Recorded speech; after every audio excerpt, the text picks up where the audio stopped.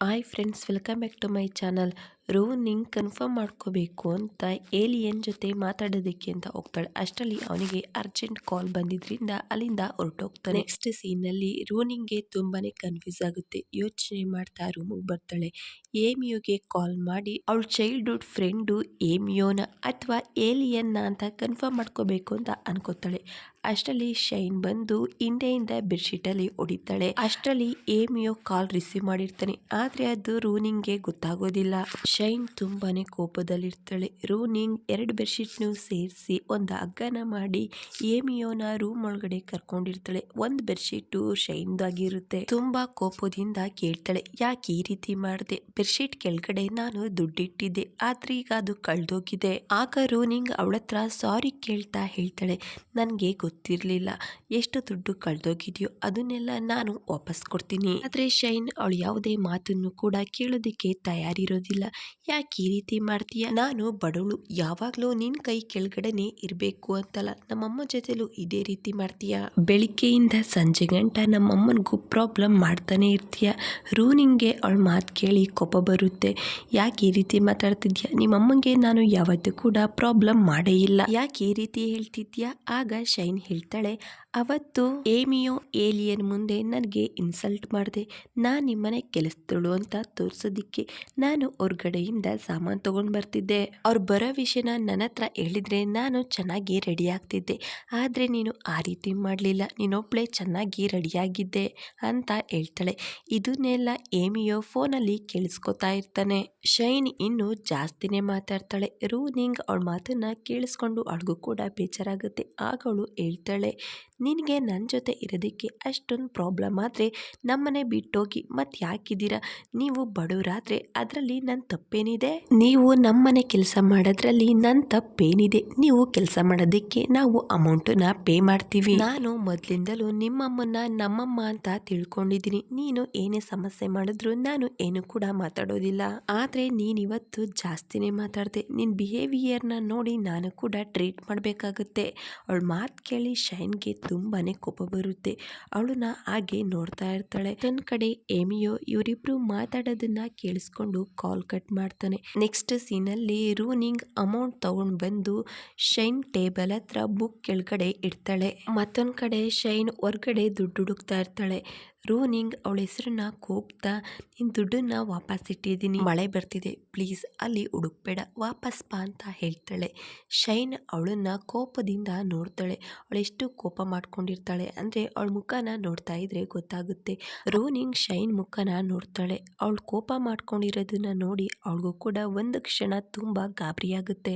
Next morning scene ನೋಡ್ತೀವಿ. ರೂನಿಂಗ್ಗೆ ತುಂಬಾ cold ಆಗಿರುತ್ತೆ. ಶೈನ್ ಟೇಬಲ್ ಕಡೆ ನೋಡ್ತಾಳೆ. ಅವಳು ಕೊಟ್ಟಿದ್ದ ಅಮೌಂಟನ್ನ ಶೈನ್ ತಗೊಂಡಿರಲ್ಲ, ರೂನಿಂಗ್ಗೆ ವಾಪಸ್ ಮಾಡಿರ್ತಾಳೆ. ಮತ್ತೊಂದ್ ಕಡೆ ಶೈನ್ ನ ನೋಡ್ತೀವಿ. ಕ್ಯಾಂಟೀನ್ಗೆ ಬಂದಿರ್ತಾಳೆ. ಅವಳು ಕ್ಯಾಲ್ಕುಲೇಟ್ ಮಾಡ್ತಿರ್ತಾಳೆ. ಇನ್ನು ಅವಳ ಹತ್ರ ಸ್ವಲ್ಪನೇ ಅಮೌಂಟ್ ಇರುತ್ತೆ, ಅದರಿಂದ ಕಡಿಮೆ ದುಡ್ಡಿನ ಊಟ ತಗೋತಾಳೆ. ಶೈನ್ ಕೂಡ ಮಳೆಲಿ ನೆಂದಿರೋದ್ರಿಂದ ಅವಳಿಗೂ ಕೂಡ ಕೋಲ್ಡ್ ಆಗಿರುತ್ತೆ. ನೆಕ್ಸ್ಟ್ ಕ್ಲಾಸ್ ಸೀನ್ ನೋಡ್ತೀವಿ. ಕ್ಯಾಟಿ ಒಂದ್ ಆರ್ಟಿಕಲ್ ಓದ್ತಿರ್ತಾಳೆ. ಒಂದು ಹುಡುಗಿ ಅವಳ ಫ್ರೆಂಡ್ ನ ಯಾವ ರೀತಿ ಡೆತ್ ಮಾಡಿದ್ಲು ಅಂತ. ರೂನಿಂಗ್ಗೆ ಹೇಳ್ತಾಳೆ, ಶೈನ್ ಯಾವಾಗಾದ್ರೂ ನಿನ್ನ ಎಲ್ಲಾದ್ರೂ ದೂರ ಕರ್ಕೊಂಡು ಹೋಗ್ತೀನಿ ಅಂದ್ರೆ ಅವಳ ಜೊತೆ ನೀನು ಹೋಗ್ಬೇಡ.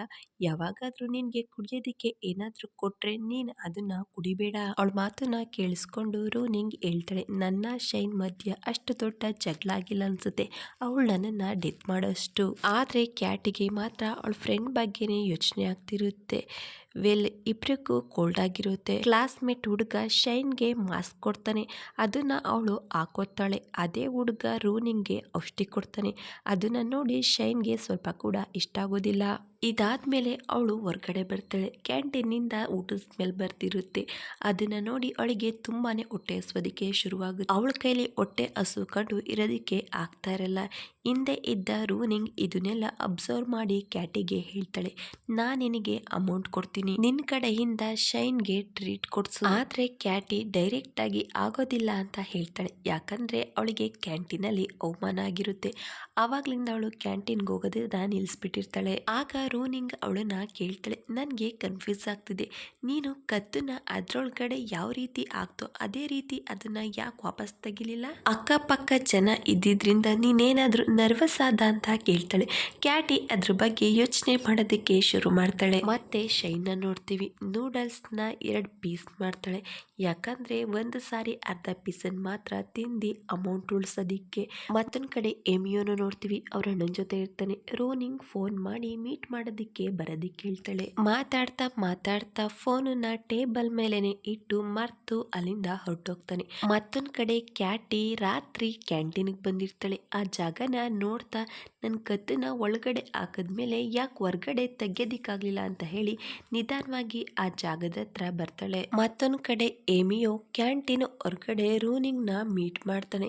ಫೈನಲಿ ರೂನಿಂಗ್ ಅವನನ್ನ ಕೇಳ್ತಾಳೆ, ಅವತ್ ರಾತ್ರಿ ನನ್ ಜೊತೆ ಸ್ಟಾರ್ಸ್ ನ ನೋಡಿದ ಹುಡುಗ ನೀನೇನಾ? ಆಗ ಎಮಿಯೋ ನಗ್ತಾ ಹೇಳ್ತಾನೆ, ಈಗ ಅದನ್ನ ಯಾಕೆ ಕೇಳ್ತಿದ್ಯಾ ಬಿಡು, ಆದ್ರೆ ರೂನಿಂಗ್ಗೆ ಟ್ರೂ ಆನ್ಸರ್ ಬೇಕಾಗಿರುತ್ತೆ. ಆಗ ಎಮಿಯೋ ಹೇಳ್ತಾನೆ, ನನಗೆ ಇದ್ರಲ್ಲೆಲ್ಲ ಇಂಟ್ರೆಸ್ಟ್ ಇಲ್ಲ, ನಾನು ಏನು ಕೂಡ ಹೇಳೋದಿಲ್ಲ. ಸಡನ್ ಆಗಿ ಕ್ಯಾಟಿ ಕಿರ್ಚಾಡಿದ ಸೌಂಡ್ ಕೇಳಿಸುತ್ತೆ. ಓಡ್ಕೊಂಡು ಕ್ಯಾಂಟೀನ್ ಒಳಗಡೆ ಬರ್ತಾರೆ. ವಾಯ್ಸನ್ನ ಫಾಲೋ ಮಾಡ್ಕೊಂಡು ಸ್ಟೋರ್ ರೂಮ್ ಹತ್ರ ಹೋಗ್ತಾರೆ. ಲೈಟ್ಸ್ ಎಲ್ಲ ಆಫ್ ಆಗುತ್ತೆ. ಮತ್ತೊಂದ್ ಕಡೆ ಕ್ಯಾಟಿ ಕೂಡ ಓಡ್ಕೊಂಡು ಕ್ಯಾಂಟೀನ್ ಇಂದ ಆಚೆ ಬರ್ತಾಳೆ. ಅವಳ ಹಿಂದೆಲೆ ಜಾನ್ಮ ಕೂಡ ಬರ್ತಾನೆ. ಅವ್ನ್ ಬರ್ಬೇಕಾದ್ರೆ ಕ್ಯಾಂಟೀನ್ ಕೂಡ ಲಾಕ್ ಮಾಡ್ಕೊಂಡು ಬಂದಿರ್ತಾನೆ. ಅವ್ನು ಹೇಳ್ತಾನೆ, ಕ್ಯಾಟಿ ನಿಂತ್ಕೋ, ಹೋಗ್ಬೇಡ, ಮೊದಲು ನಾನು ಇದನ್ನ ಕಟ್ ಮಾಡ್ತೀನಿ. ಇದ್ರ ಅರ್ಥ ಕ್ಯಾಟಿ ತಲೆ ಮತ್ತೆ ಸಿಕ್ಕಾಕೊಂಡಿರುತ್ತೆ. ಇನ್ಸೆಕ್ಯೂರ್ ಫೀಲ್ ಆಗಿ ಅಲ್ಲಿಂದ ಹೊರಟೋಗ್ತಾಳೆ. ಏಮಿಯೋ ರೂನಿಂಗ್ ಇಬ್ರು ಕೂಡ ಒಳಗಡೆನೆ ಲಾಕ್ ಆಗಿರ್ತಾರೆ. ಅವನು ಹೇಳ್ತಾನೆ, ನನ್ನ ಫೋನನ್ನ ಮನೇಲೆ ಬಿಟ್ಟು ಬಂದಿದ್ದೀನಿ, ನಿನ್ ಫೋನಿಂದ ಫೋನ್ ಮಾಡಿ ಯಾರನ್ನಾದ್ರೂ ಬರೋದಿಕ್ಕೆ ಹೇಳು. ಆಗ ರೂನಿಂಗ್ ಹೇಳ್ತಾಳೆ, ನನ್ನ ಫೋನ್ ಕೂಡ ಸ್ವಿಚ್ ಆಫ್ ಆಗಿದೆ. ಮತ್ತೊಂದ್ ಕಡೆ ಶೈನ್ಗೆ ತುಂಬಾನೇ ಹೊಟ್ಟೆ ಹಸುವಾಗ್ತಿರುತ್ತೆ. ರೂನಿಂಗ್ ಟೇಬಲ್ ಮೇಲೆ ಫ್ರೂಟ್ಸ್ ಇರೋದನ್ನ ನೋಡ್ತಾಳೆ, ಆದ್ರೆ ಅದನ್ನ ತಿನ್ನೋದಿಲ್ಲ. ನೀರ್ ಕುಡ್ದು ಹೊಟ್ಟೆ ಹಸುನ ಕಡಿಮೆ ಮಾಡ್ಕೋತಾಳೆ. ಮತ್ತೊಂದ್ ಕಡೆ ಏಮಿಯೋ ರೂನಿಂಗ್ ಕೂತಿರ್ತಾರೆ. ಆಗ ಅವಳು ಕೇಳ್ತಾಳೆ, ನಿಜ ಹೇಳು, ಕೊನೆದಾಗಿ ಕೇಳ್ತಾ ಇದೀನಿ, ಆ ಹುಡುಗ ನೀನೇನಾ? ಆಗ ಏಮಿಯೋ ಹೇಳ್ತಾನೆ, ಈ ಮಾತು ಈಗ ಇಂಪಾರ್ಟೆಂಟ್ ಅಲ್ಲ, ಸತ್ಯ ಏನು ಅಂದ್ರೆ ಕಾಲೇಜಲ್ಲಿ ಎಲ್ರ ಮುಂದೆಲೂ ನಮ್ಮ ಅಣ್ಣನ್ಗೆ ನೀನು ಪ್ರಪೋಸ್ ಮಾಡಿದ್ಯಾ, ಅವರು ಕೂಡ ನಿನ್ನ ನಿಧಾನವಾಗಿ ಇಷ್ಟಪಡೋದಿಕ್ಕೆ ಶುರು ಮಾಡಿದ್ದಾನೆ, ನಾನು ನಿಮ್ಮಿಬ್ರು ಮಧ್ಯೆ ಬರೋದಿಕ್ಕೆ ಇಷ್ಟಪಡಲ್ಲ.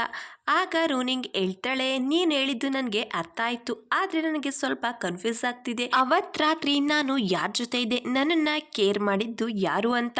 ಆಗ ಏಮಿಯೋ ಫೈನಲಿ ಹೇಳ್ತಾನೆ, ಚಿಕ್ಕ ವಯಸ್ಸಲ್ಲಿ ನಿನ್ ಜೊತೆ ಇದ್ದ ಹುಡುಗ ನಾನೇ ಅಂತ ಹೇಳಿ ಅವನ್ ಬಿಡಿಸಿದ ಡ್ರಾಯಿಂಗ್ ನ ರೂನಿಂಗ್ಗೆ ತೋರಿಸ್ತಾನೆ. ಆ ಡ್ರಾಯಿಂಗ್ ನ ನೋಡಿ ರೂನಿಂಗ್ಗೆ ತುಂಬಾನೇ ಖುಷಿ ಆಗುತ್ತೆ. ಅವಳು ಹೇಳ್ತಾಳೆ, ನನಗೆ ಅನ್ಸಿತ್ತು ಆ ಹುಡುಗ ನೀನೇ ಅಂತ. ಆಗ ಹೇಮಿಯೋ ಹೇಳ್ತಾನೆ, ನನಗೆ ಈ ನೆನಪು ಇಂಪಾರ್ಟೆಂಟ್ ಅಲ್ಲ, ಅದಕ್ಕೆ ನಾನು ಇದನ್ನ ನನ್ನ ಹತ್ರ ಇಟ್ಕೊಳ್ಳೋದಿಲ್ಲ, ಇದನ್ನ ನೀನೇ ಇಟ್ಕೋ, ನನ್ನನ್ನ ಫ್ರೀ ಆಗಿ ಬಿಟ್ಬಿಡು ಅಂತ ಹೇಳ್ತಾನೆ. ಅದನ್ನ ಕೇಳಿ ರೂನಿಂಗ್ಗೆ ಬೇಜಾರಾಗುತ್ತೆ. ನೀನು ಏನ್ ಹೇಳ್ತಿದ್ಯಾ ಅಂತ ಕೇಳ್ತಾಳೆ.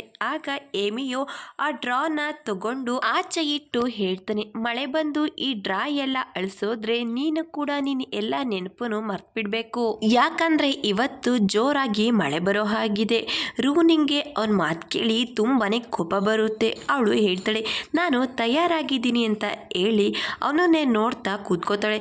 ಕಾಯ್ತಾ ಕಾಯ್ತಾ ಬೆಳಿಗ್ಗೆ ಆಗಿರುತ್ತೆ, ಆದ್ರೆ ಮಳೆ ಬಂದಿರೋದಿಲ್ಲ. ಆ ಡ್ರಾಯಿಂಗು ತುಂಬಾ ಚೆನ್ನಾಗಿರುತ್ತೆ.